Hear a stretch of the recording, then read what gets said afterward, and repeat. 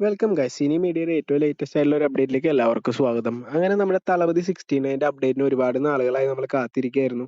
ഒരുപാട് ഡയറക്ടേഴ്സ് അതുപോലെ തന്നെ പല ആൾക്കാരും സ്റ്റോറി എന്ന് പറയും, അതുപോലെ തന്നെ അത് അൺഒഫീഷ്യൽ ആയിട്ട് പോവുകയും ചെയ്തിട്ടുണ്ടായിരുന്നു. എന്തായാലും നമുക്ക് ആ ഒരു പ്രതീക്ഷകൾ, നല്ല പ്രതീക്ഷ ഉണ്ടായിരുന്നു തളപതി 69 നല്ലൊരു ഡയറക്ടർ ആയിരിക്കണമെന്ന്. ഇപ്പോൾ ഇത് ആ ഒരു സ്ട്രോങ് റൂമർ വരുന്നത് എന്താണെന്ന് വെച്ചാൽ നമ്മുടെ എച്ച് വിനോദാണ് ആ ഒരു പടം ഡയറക്ട് ചെയ്യാൻ പോകുന്നതെന്നാണ്. അതുപോലെ തന്നെ ഒരു പൊളിറ്റിക്കൽ സ്റ്റേറ്റ്മെന്റ് ആയിട്ടുള്ള ഒരു സ്റ്റോറിയാണ് എന്നും പറയുന്നുണ്ട്. എന്തായാലും വിജയുടെ 50ാമത്തെ ബർത്ത്ഡേക്ക് അനൗൺസ്മെന്റ് ഉണ്ടാവുമെന്നാണ് ഇപ്പോൾ ലേറ്റസ്റ്റ് ആയിട്ട് വരുന്ന ഒരു അപ്ഡേറ്റ്. എന്തായാലും എച്ച് വിനോദ് ആവരുതേ എന്നുള്ള ഒരു ആഗ്രഹമാണ് ഇപ്പോൾ തളപതി ഫാൻസിനുള്ളത്. കാരണം കാർത്തിക് സുബരാജ്, വെട്രിമാരൻ അതുപോലുള്ള ഒരുപാട് നല്ല ഡയറക്ടേഴ്സ് നമ്മുടെ തളപതിയുടെ ഡേറ്റിനായി കാത്തിരുന്നു.